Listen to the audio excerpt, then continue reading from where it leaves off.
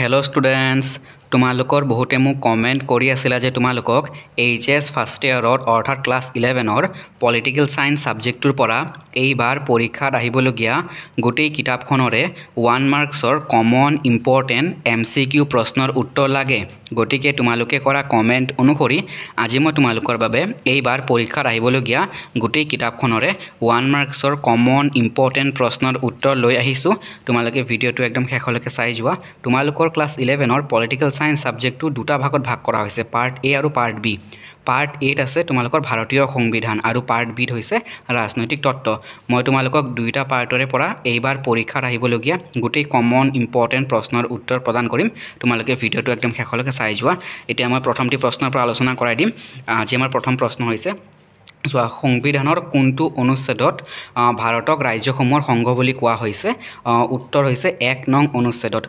তোমালোকে বহি উলিয়াই ল'ব পাৰা তোমালোকে ধুনীয়াকৈ প্ৰশ্ন উত্তৰবোৰ লিখি যাব পাৰিবা মই সকলো প্ৰশ্নৰ উত্তৰ তোমালোকক আলোচনা কৰাই দিম এবাৰ পৰীক্ষাত আহিবলগীয়া তোমালোকক মই 1 মাৰ্কছৰ প্ৰশ্নৰ উত্তৰ লগতে 2 মাৰ্কছ 4 and 6 মাৰ্কৰ লং কুৱেশ্যন আনসাৰ গোটেই কমন ইম্পৰ্টেন্ট প্ৰশ্নৰ উত্তৰ প্ৰদান কৰিম তোমালোকে চিন্তা কৰিবলগীয়া অলপো বিষয় নাই তোমালোকে ভিডিওটো একদম শেষলৈকে চাই যোৱা চোৱা এতিয়া দ্বিতীয় প্ৰশ্ন হৈছে মই ইতিমধ্যে প্ৰথম প্ৰশ্নটো আলোচনা কৰাই দিলো যে সংবিধানৰ কোনটো অনুচ্ছেদত ভাৰতক ৰাজ্যসমূহৰ সংঘ বুলি কোৱা হৈছে 1 নং অনুচ্ছেদত মনত ৰাখিবা এতিয়া পৰৱৰ্তী প্ৰশ্ন হৈছে যে ভাৰতীয় সংবিধানৰ খচৰা সমিতিখনৰ সভাপতি বা অধ্যক্ষ কোন আছিল ডক্টৰ বি আৰ আম্বেদকাৰ মনত ৰাখিবা ডক্টৰ বি আৰ আম্বেদকাৰ পৰৱৰ্তী প্ৰশ্ন হৈছে ভাৰতীয় সংবিধানৰ কোনটো অধ্যায়ত ৰাষ্ট্ৰ নিৰ্দেশাত্মক নীতিসমূহ অন্তৰ্ভুক্ত কৰা হৈছে মনত ৰাখিবা চতুৰ্থ অধ্যায়ত উত্তৰ হৈছে চতুৰ্থ অধ্যায়ত ৰাষ্ট্ৰৰ নিৰ্দেশাত্মক নীতিসমূহ অন্তৰ্ভুক্ত কৰা হৈছে আৰু ভাৰতীয় সংবিধানৰ তৃতীয় অধ্যায়ত মৌলিক অধিকাৰসমূহ অন্তৰ্ভুক্ত কৰা হৈছে পৰৱৰ্তী প্ৰশ্ন চোৱা মৌলিক অধিকাৰবোৰ ভাৰতীয় সংবিধানৰ অভিন্ন অংশ হয় নে নহয় হয় তোমালোকক হয় নে নহয় হিচাপে উত্তৰ আহিব মানে হয় নাইবা নহয় তোমালোকে মনত ৰাখিবা যে মৌলিক অধিকাৰবোৰ ভাৰতীয় সংবিধানৰ অভিন্ন অংশ হয় এতিয়া আৰু ইতিমধ্যে আলোচনা কৰাই দিলো যে ভাৰতীয় সংবিধানৰ তৃতীয় অধ্যায়ত মৌলিক অধিকাৰসমূহ সন্নিৱিষ্ট কৰা হৈছে বা অন্তৰ্ভুক্ত কৰা হৈছে ইম্পৰ্টেন্ট প্ৰশ্ন তোমালোকে মৌলিক অধিকাৰ ওপৰত বা আৰু ৰাষ্ট্ৰ পৰিচালনা নিৰ্দেশাত্মক নীতি ওপৰত তোমালোকে প্ৰশ্ন পাবাই তোমালোকে 2 মাৰ্কছৰ নাইবা 4 মাৰ্কছৰ নাইবা 6 মাৰ্কৰ প্ৰশ্ন তোমালোকৰ হ'বই গতিকে ভিডিওটো শেষলৈকে চাই যোৱা পৰৱৰ্তী প্ৰশ্ন হৈছে আমাৰ যে সাৰ্বজনীন প্ৰাপ্তবয়স্ক ভোটাধিকাৰৰ ভিত্তি হৈছে বয়স শিক্ষা সম্পত্তি সাৰ্বজনীন প্ৰাপ্তবয়স্ক ভোটাধিকাৰৰ ভিত্তি হৈছে বয়স পৰৱৰ্তী প্ৰশ্ন হৈছে প্ৰত্যেকজন নাগৰিকে একোজন ভোটাৰ নে প্ৰশ্নবোধক চিন তোমালোকক মনত ৰাখিবা হয় নে নহয় প্ৰশ্ন ইতিমধ্যে মই কৈছোঁ তোমালোকৰ আহে গতিকে প্ৰত্যেকজন নাগৰিকে একোজন ভোটাৰ নে তোমালোকে ক'বা যে প্ৰত্যেকজন নাগৰিকে একোজন ভোটাৰ নহয় পৰৱৰ্তী প্ৰশ্ন যে ভাৰতীয় সংবিধানৰ খচৰা সমিতিৰ অধ্যক্ষ বা সভাপতিৰ নাম কি আছিল ডক্টৰ বি আৰ আম্বেদকাৰ পৰৱৰ্তী প্ৰশ্ন আৰু এইটো বহুত ইম্পৰ্টেন্ট প্ৰশ্ন তোমালোকৰ কেইবাবাৰো পৰীক্ষাত আহিও গৈছে ইতিমধ্যে পৰৱৰ্তী প্ৰশ্ন ভাৰতীয় সংবিধানৰ এটা উৎস উল্লেখ কৰা চোৱা ভাৰতীয় সংবিধানৰ এটা উৎস হৈছে ভাৰতীয় স্বাধীনতা আন্দোলন আৰু সেই সময়ত ৰচনা কৰা আইনসমূহ পৰৱৰ্তী প্ৰশ্ন ভাৰতীয় সংবিধানৰ সভাৰ সভাপতি কোন আছিল ডক্টৰ ৰাজেন্দ্ৰ প্ৰসাদ মনত ৰাখিবা ভাৰতীয় সংবিধান সভাৰ সভাপতি কোন আছিল ডক্টৰ ৰাজেন্দ্ৰ প্ৰসাদ আৰু ভাৰতীয় সংবিধান সভাৰ খচৰা সমিতিৰ সভাপতি বা অধ্যক্ষ কোন আছিল তেতিয়া তোমালোকৰ উত্তৰ হ'ব doctor B R Ambedkar 1 number প্ৰশ্নটো মই আলোচনা কৰাই দিছোঁ ইতিমধ্যে এতিয়া আমাৰ পৰৱৰ্তী প্ৰশ্ন হৈছে চোৱা 3 নম্বৰ প্ৰশ্নটো মই আলোচনা কৰাই দিলোঁ যে ভাৰতীয় সংবিধান সভাৰ সভাপতি কোন আছিল ডক্টৰ ৰাজেন্দ্ৰ প্ৰসাদ আৰু খচৰা সমিতিৰ অধ্যক্ষ বা সভাপতি যদি প্ৰশ্ন আহে তেতিয়া হ'ব তোমালোকৰ ডক্টৰ বি আৰ আম্বেদকাৰ মনত ৰাখিবা ইম্পৰ্টেন্ট প্ৰশ্ন হয় দুইটা প্ৰশ্নই তোমালোকৰ ইতিমধ্যে পৰীক্ষাটো আহি গৈছে এতিয়া পৰৱৰ্তী প্ৰশ্ন ভাৰতীয় সংবিধানৰ প্ৰস্তাৱনাত উল্লেখ থকা এটা আদৰ্শ উল্লেখ কৰা চোৱা উত্তৰ সমাজবাদী সমাজ আৰু সামাজিক ন্যায় প্ৰতিষ্ঠা কৰা পৰৱৰ্তী প্ৰশ্ন ভাৰতীয় সংবিধানৰ কোনটো অনুচ্ছেদক ৰাজ্যসমূহৰ সংঘ বুলি কোৱা হৈছে বা কোৱা হয় মনত ৰাখিবা 1 নং অনুচ্ছেদক ৰাজ্যসমূহৰ সংঘ বুলি কোৱা হয় পৰৱৰ্তী প্ৰশ্ন পৰৱৰ্তী প্ৰশ্ন হৈছে সংবিধানৰ এটা কাৰ্য উল্লেখ কৰা উত্তৰ হৈছে আইন প্ৰস্তুত কৰা পৰৱৰ্তী প্ৰশ্ন সম্পত্তিৰ অধিকাৰ এটা মৌলিক অধিকাৰ সত্য নে অসত্য তোমালোকে উত্তৰ লিখিব লাগিব যে অসত্য মানে সম্পত্তিৰ অধিকাৰ এটা মৌলিক অধিকাৰ হয় নে নহয় বা সত্য নে অসত্য উত্তৰ হ'ব অসত্য সো পৰৱৰ্তী প্ৰশ্ন প্ৰথমজনেই জয় ব্যৱস্থাৰ এটা বৈশিষ্ট্য লিখা উত্তৰ প্ৰাৰ্থীজনে আধাতকৈ বেছি ভোট পালেই হয় পৰৱৰ্তী প্ৰশ্ন ভাৰতীয় সংসদত 42তম সংশোধনী কিমান চনত গ্ৰহণ কৰা হৈছিল উত্তৰ 1976 চনত 23তো আহি গৈছিল ইম্পৰ্টেণ্ট প্ৰশ্ন ভাৰতবৰ্ষত প্ৰকৃত কাৰ্যপালিকা কোন প্ৰধানমন্ত্ৰী প্ৰকৃত কাৰ্যপালিকা হয় পৰৱৰ্তী প্ৰশ্ন ভাৰতীয় সংবিধান ডেশ চনত গ্ৰহণ কৰা হৈছিল 1949 চনত মনত ৰাখিবা 26 নৱেম্বৰ তাৰিখে গ্ৰহণ কৰা হৈছিল পৰৱৰ্তী প্ৰশ্ন তাৰিখটো মনত ৰাখিবা পৰৱৰ্তী প্ৰশ্ন হৈছে চোৱা যে ৰাজ্যসভাৰ প্ৰধান সভাপতি কোন উত্তৰ উপৰাষ্ট্ৰপতি পৰৱৰ্তী প্ৰশ্ন ভাৰতৰ প্ৰকৃত কাৰ্যপালিকা কোন ইতিমধ্যে মই আলোচনা কৰাই দিছোঁ যে প্ৰধানমন্ত্ৰী আৰু মন্ত্ৰীসভা বা মন্ত্ৰী সভা ঠিক আছে মনত ৰাখিবা প্ৰধানমন্ত্ৰী বা মন্ত্ৰী সভা মনত ৰাখিবা তেওঁ প্ৰকৃত কাৰ্যপালিকা হয় আৰু তোমালোকৰ এটা ইম্পৰ্টেণ্ট প্ৰশ্ন আছে যে ৰাষ্ট্ৰপতি প্ৰকৃত কাৰ্যপালিকা নে নামমাত্ৰ কাৰ্যপালিকা তোমালোকে মনত ৰাখিবা ৰাষ্ট্ৰপতি হৈছে নামমাত্ৰ কাৰ্যপালিকা আৰু প্ৰধানমন্ত্ৰী হৈছে প্ৰকৃত কাৰ্যপালিকা প্ৰধানমন্ত্ৰী আৰু মন্ত্ৰী সভা হৈছে প্ৰকৃত কাৰ্যপালিকা পৰৱৰ্তী প্ৰশ্ন ভাৰতৰ মৌলিক অধিকাৰৰ এটা বৈশিষ্ট্য লিখা উত্তৰ অসীম নহয় ভাৰতৰ মৌলিক অধিকাৰ হৈছে অসীম নহয় পৰৱৰ্তী প্ৰশ্ন ভাৰতীয় সংবিধান কেতিয়া গ্ৰহণ কৰা হৈছিল ইতিমধ্যে মই আলোচনা কৰাই দিছোঁ ইম্পৰ্টেণ্ট প্ৰশ্ন হয়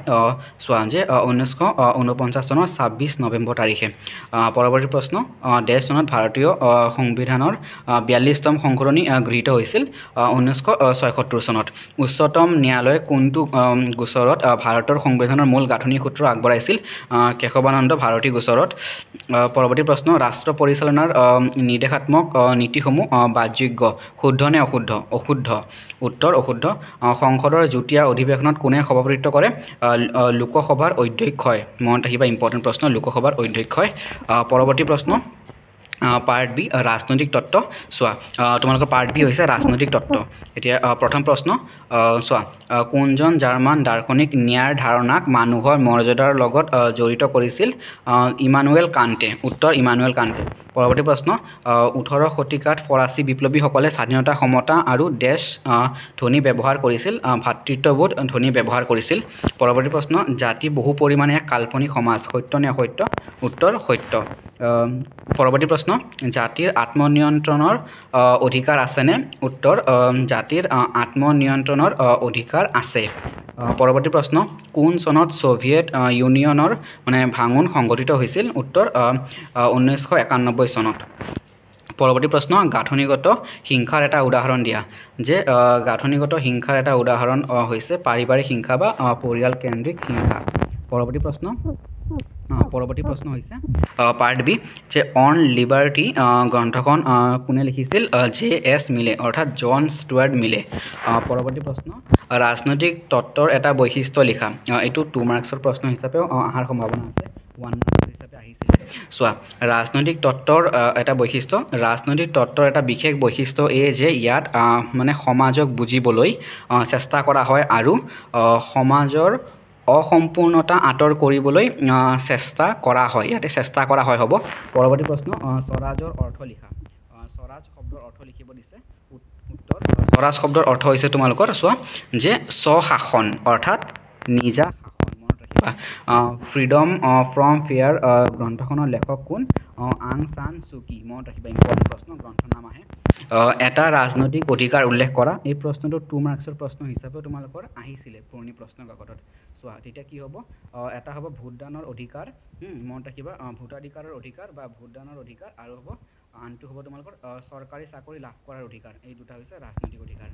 পৰৱৰ্তী প্ৰশ্ন বিতৰণমূলক ন্যায় ধাৰণাটো কোনে প্ৰৱৰ্তন কৰিছিল জন ৰলছে মনত ৰাখিবা ঠিক আছে জন ৰলছে প্ৰৱৰ্তন কৰিছিল পৰৱৰ্তী প্ৰশ্ন স্বাধীনতাৰ দুটা বাধা লিখা প্ৰথম হৈছে নিৰক্ষৰতা আৰু দ্বিতীয় হৈছে সন্ত্ৰাসবাদীৰ কাৰ্যকলাপ পৰৱৰ্তী প্ৰশ্ন জাতীয়তাবাদৰ দুটা উপাদান উল্লেখ কৰা ভাষা আৰু ধৰ্ম পৰৱৰ্তী প্ৰশ্ন যে অবিভক্ত ভাৰতবৰ্ষৰ সংবিধান সভাৰ প্ৰথমখন বৈঠক কেতিয়া অনুষ্ঠিত হৈছিল এইটো তোমালোকৰ পাৰ্ট এৰ প্ৰশ্ন হয় ইম্পৰ্টেণ্ট প্ৰশ্ন হয় ভাৰতীয় সংবিধানৰ চোৱা যে অবিভক্ত ভাৰতবৰ্ষৰ সংবিধান সভাৰ অৰ্থাৎ অবিভক্ত অৰ্থাৎ স্বাধীনতা লাভ কৰাৰ আগৰে চোৱা অবিভক্ত ভাৰতবৰ্ষৰ সংবিধান সভাৰ প্ৰথমখন বৈঠক কেতিয়া অনুষ্ঠিত হৈছিল 1946 চনৰ 9 ডিচেম্বৰত মনত ৰাখিবা 32 নং অনুচ্ছেদৰ অধীনত উচ্চতম ন্যায়ালয়ে উচ্চ ন্যায়ালয়ে লেখ জাৰি কৰিব পাৰে উত্তৰ হ'ব উচ্চতম ন্যায়ালয়ে পাৰে দেশ হ'ল ভাৰতবৰ্ষত চৰকাৰৰ মুৰব্বী মনত ৰাখিবা প্ৰধানমন্ত্ৰী হ'ল ভাৰতবৰ্ষত চৰকাৰৰ মুৰব্বী পৰৱৰ্তী প্ৰশ্ন ভাৰতবৰ্ষত নিৰ্বাচন আয়োগ কিমান চনত গঠন কৰা হৈছিল 1950 চনত পৰৱৰ্তী প্ৰশ্ন উচ্চতম ন্যায়ালয়ৰ ন্যায়াধীশসকলক কোনে নিযুক্তি দিয়ে ৰাষ্ট্ৰপতিয়ে দিয়ে পৰৱৰ্তী প্ৰশ্ন যুক্তৰাষ্ট্ৰ শব্দটো ভাৰতীয় সংবিধানত উল্লেখ আছেনে নাই পৰৱৰ্তী প্ৰশ্ন স্বাধীনতাক মানৱ জাতিৰ এক মৌলিক অধিকাৰ বুলি কোনে কৈছিলে ৰুছোৱে কৈছিলে ইম্পৰ্টেণ্ট প্ৰশ্ন এইটো তোমালোকৰ পাৰ্ট বি অৰ্থাৎ ৰাজনৈতিক তত্ত্বৰ প্ৰশ্ন হয় মনত ৰাখিবা স্বাধীনতাক মানৱ জাতিৰ এক মৌলিক অধিকাৰ বুলি কোনে কৈছিলে ৰুছোৱে কৈছিলে পৰৱৰ্তী প্ৰশ্ন নেলছন মেণ্ডেলাৰ আত্মজীৱনীখনৰ নাম কি আছিলে লং ৱাক টু ফ্ৰীডম আছিলে ঠিক আছে মনত ৰাখিবা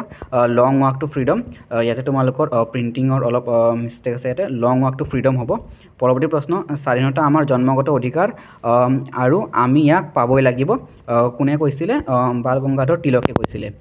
অন লিবাৰ্টি নামৰ গ্ৰন্থখনৰ লিখক কোন ইতিমধ্যে মই কৈ দিছোঁ ইম্পৰ্টেণ্ট প্ৰশ্ন হয় যে গ্ৰন্থৰ নাম তোমালোকৰ আহে জন ষ্টুৱাৰ্ট মিলে কি কয় লিখিছিলে মনত ৰাখিবা তেওঁ মানে এই গ্ৰন্থখন কি কৰিছিলে ৰচনা কৰিছিলে আৰু মই ইতিমধ্যে কি ক'লোঁ তোমালোকক যে গ্ৰন্থৰ নাম আহে ইম্পৰ্টেণ্ট প্ৰশ্ন গ্ৰন্থৰ নামৰ ওপৰত প্ৰশ্ন হ'ব তোমালোকৰ ইম্পৰ্টেণ্ট প্ৰশ্ন অন লিবাৰ্টি জন ষ্টুৱাৰ্ট মিলে ৰচনা কৰিছিলে পৰৱৰ্তী প্ৰশ্ন চোৱা ৰাজনীতি বিজ্ঞান কাক বোলে ৰাজনীতি বিজ্ঞান কাক বোলে 2 মাৰ্কছৰ প্ৰশ্ন হিচাপে সম্ভাৱনা আছে তোমালোকৰ 1 মাৰ্কছৰ হিচাপে আহিও গৈছিলে চোৱা যে সমাজ বিজ্ঞানৰ যিটো শাখাই ৰাষ্ট্ৰ আৰু চৰকাৰৰ বিষয়ে পুংখানুপুংখতাৰে আলোচনা কৰে তাকে ৰাজনীতি বিজ্ঞান বুলি কোৱা হয় আৰু ৰাজনীতি বিজ্ঞানৰ পিতৃ কোন উত্তৰ এৰিষ্টটল আৰু কোনে পোনপ্ৰথমে ৰাজনীতি শব্দটো ব্যৱহাৰ কৰিছিল এৰিষ্টটলে প্ৰথমে ব্যৱহাৰ কৰিছিল আৰু গ্ৰীক ভাষাৰ কি শব্দৰ পৰা ইংৰাজী পলিটিক্স শব্দৰ উদ্ভৱ হৈছে উত্তৰ হৈছে পলিচ শব্দৰ পৰা ঠিক আছে মনত ৰাখিবা পৰৱৰ্তী প্ৰশ্ন ৰাজনীতি বিজ্ঞান এক প্ৰগতিশীল বিজ্ঞান কথাষাৰ কোনে কৈছিলে ব্ৰাইছে কৈছিলে আৰু তোমালোকক এটা বক্তব্য দি দিব আৰু তোমালোকক সুধিব যে কোনে কৈছিলে ঠিক আছে গতিকে ইম্পৰ্টেণ্ট প্ৰশ্ন ক'ব যে কি কয় ৰাজনীতি বিজ্ঞান এক প্ৰগতিশীল বিজ্ঞান ইয়াৰে বক্তা কোন এই ধৰণে তোমালোকক প্ৰশ্ন তোমালোকে 2-3টা প্ৰশ্ন তোমালোকৰ থাকিবই MCQ হিচাপে ৰাজনীতি বিজ্ঞান এক প্ৰগতিশীল বিজ্ঞান কথাষাৰ কোনে কৈছিলে ব্ৰাইছে কৈছিলে পৰৱৰ্তী প্ৰশ্ন ৰাজনৈতিক তত্ত্ব কাক বোলে উত্তৰ যে ৰাজনৈতিক দিশ বা বিষয়সমূহক মানে সাধাৰণ নীতিত সূত্ৰবদ্ধ কৰা বা নীতিগত ব্যাখ্যা আগবঢ়োৱা অংশটোক ৰাজনৈতিক তত্ত্ব বোলে পৰৱৰ্তী প্ৰশ্ন গ্ৰীক দাৰ্শনিক এৰিষ্টটলে লিখা বিখ্যাত গ্ৰন্থখনৰ নাম কি ইতিমধ্যে মই কৈছোঁ যে তোমালোকৰ গ্ৰন্থৰ ওপৰত প্ৰশ্ন থাকিব গ্ৰন্থ ৰচক গ্ৰীক দাৰ্শনিক এৰিষ্টটলে লিখা বিখ্যাত গ্ৰন্থখনৰ নাম হৈছে দ্য পলিটিক্স পৰৱৰ্তী প্ৰশ্ন দি ৰিপাব্লিক নামৰ গ্ৰন্থখনৰ লিখক কোন মনত ৰাখিবা প্লেটো উত্তৰ প্লেটো ৰাজনীতি শব্দটো কোনে প্ৰথমে ব্যৱহাৰ কৰিছিল এৰিষ্টটলে ব্যৱহাৰ কৰিছিল ইতিমধ্যে মই ক'লোঁ যে ইম্পৰ্টেণ্ট প্ৰশ্ন হয় তোমালোকক যে এইটো তোমালোকে ইতিমধ্যে দুবাৰ পৰীক্ষাত আহিও গৈছে পুৰণি প্ৰশ্ন কাকতত তোমালোকৰ চোৱা ৰাজনীতি শব্দটো কোনে প্ৰথমে ব্যৱহাৰ কৰিছিল এৰিষ্টটলে ৰাজনীতি শব্দটো পোনপ্ৰথমে ব্যৱহাৰ কৰিছিল ৰাজনীতি শব্দটো এৰিষ্টটলে মনত ৰাখিবা প্ৰথমে ব্যৱহাৰ কৰিছিল পৰৱৰ্তী প্ৰশ্ন ৰাজনীতি বিজ্ঞান আৰম্ভ আৰু অন্ত ৰাষ্ট্ৰক লৈ ৰাজনীতি বিজ্ঞানৰ আৰম্ভ আৰু অন্ত ৰাষ্ট্ৰক লৈ কথাষাৰ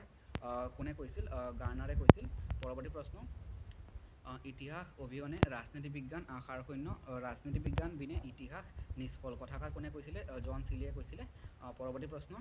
পলিচ শব্দৰ অৰ্থ কি নগৰ ৰাষ্ট্ৰ ৰাজনীতি বিজ্ঞান এবিধ সমাজ বিজ্ঞানে উত্তৰ হয় আৰু ৰাজনীতি বিজ্ঞান গতিশীল নে স্থিতিশীল উত্তৰ গতিশীল গতিকে এইকেইটা আছিলে তোমালোকৰ গোটেই কিতাপখনৰে পাৰ্ট এ আৰু পাৰ্ট বি ভাৰতীয় সংবিধান আৰু পাৰ্ট বি ৰাজনৈতিক তত্ত্ব অৰ্থাৎ দুয়োটা পাৰ্টৰে পৰাই আহিবলগীয়া কমন ইম্পৰ্টেণ্ট 1 মাৰ্কছৰ MCQ প্ৰশ্নৰ উত্তৰ আৰু তোমালোকে কৰা কমেণ্ট অনুসৰি ইতিমধ্যে মই তোমালোকৰ কাৰণে পৰীক্ষাত আহিবলগীয়া 2 মাৰ্কছৰ 4 মাৰ্কছৰ এণ্ড 6 মাৰ্কৰ লং কুৱেশ্যন এনচাৰ মই তোমালোকৰ ভিডিঅ' বনাই আপলোডো কৰিছোঁ তোমালোকৰ যিসকলে এতিয়ালৈকে চোৱা নাই চিন্তা কৰিবলগীয়া অলপো বিষয় নাই এইটো ভিডিঅ' ডেছক্ৰিপশ্যনত মই সেই ভিডিঅ' দুটাৰ লিংক মই দি দিম পাৰ্ট এ ভাৰতীয় সংবিধান আৰু পাৰ্ট বি ৰাজনৈতিক তত্ত্ব, দুয়োটা পাৰ্টৰে ভিডিঅ' মই বনাই আপলোড কৰিছোঁ। গোটেই কমন ইম্পৰ্টেণ্ট প্ৰশ্নটো আলোচনা কৰাই দিছোঁ আহিবলগীয়া। তোমালোকে এইটো ভিডিঅ' ডেছক্ৰিপশ্যনত গৈ লিংকটো ক্লিক কৰি ধুনীয়াকৈ চাই প্ৰশ্নটো লিখি ল'ব পাৰিবা। গতিকে আজি আমি ভিডিঅ'টো ইয়াতে সামৰিছোঁ। ভিডিঅ'টো চোৱাৰ কাৰণে সকলোকে যথেষ্ট ধন্যবাদ। তোমালোকে সকলোৱে ভালদৰে পঢ়ি থাকিবা।